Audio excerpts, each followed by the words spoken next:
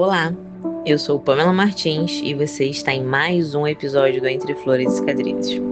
Hoje eu quero falar sobre uma obra que o espelho não mostra, uma transformação que não é medida em antes e depois, nem em estética, corpo ou imagem. Esse episódio é sobre a obra invisível que Deus faz, aquela que sustenta tudo que um dia vai aparecer por fora. E por muito tempo, eu achei que a maior transformação da minha vida tinha sido externa. O antes e depois visível. A mulher que saiu do fundo do poço e reconstruiu a própria imagem. E durante anos, eu acreditei de verdade que aquela era a maior prova de vitória. Mas hoje, olhando com mais honestidade espiritual, eu entendo. A maior transformação não aconteceu no espelho. Ela aconteceu por dentro. Porque Deus não começa a obra pelo que é visto. Ele começa pelo que sustenta.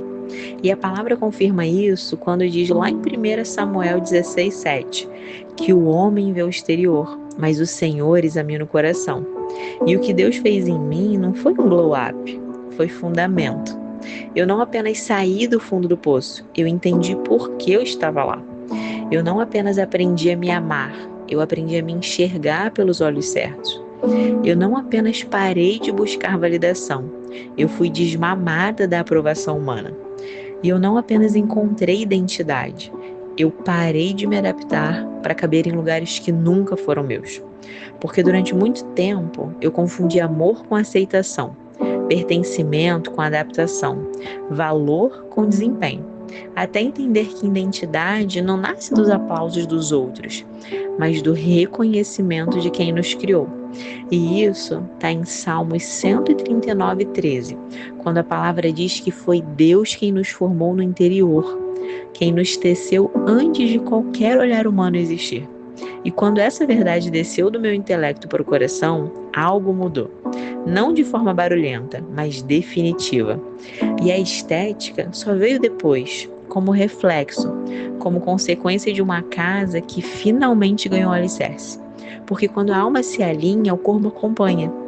Quando a identidade se firma, o externo apenas obedece. E quando Deus ocupa o centro, todo o resto vira detalhe, inclusive a aparência. Hoje, eu entendo que eu não me tornei apenas uma mulher forte, eu me tornei uma mulher inteira. E inteireza não grita, ela sustenta. Como diz Lucas 6,45, o homem bom tira coisas boas do bom tesouro do coração. Mas muitos enxergam o vestido, o cabelo, a silhueta. Poucos percebem a obra invisível, o silêncio que não implora, a presença que não performa, a voz que não pede licença para existir. Porque obra de arte de verdade não se impõe, ela se revela, mas apenas para quem tem o olhar treinado. E eu não sou o meu antes, mas também não sou o meu depois. Eu sou o processo redimido, uma obra que começou no invisível, foi tratada no secreto e floresceu no tempo certo. E como diz 2 Coríntios 5,17, se alguém está em Cristo, nova criatura é. E Deus não me transformou para que eu fosse admirada, Ele me transformou para que eu fosse sustentada. Porque a beleza que vem de fora passa, mas a identidade que vem de Deus permanece. E quando Ele faz a obra por dentro, o que aparece por fora é apenas o acabamento de algo que já estava decidido no céu. E isso se cumpre quando a palavra diz lá em 2 Coríntios 3,18, que somos transformados de glória em glória, à medida que refletimos a presença do Senhor.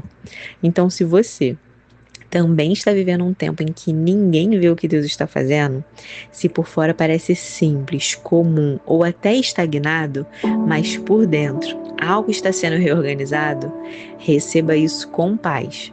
A obra mais importante é a que o espelho não revela.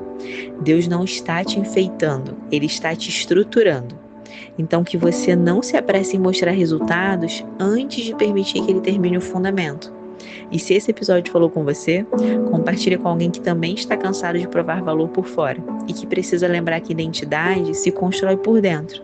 E se você quiser conhecer mais flores desse jardim, eu te convido a caminhar comigo, lá no meu blog, floresdascicatrizes.com.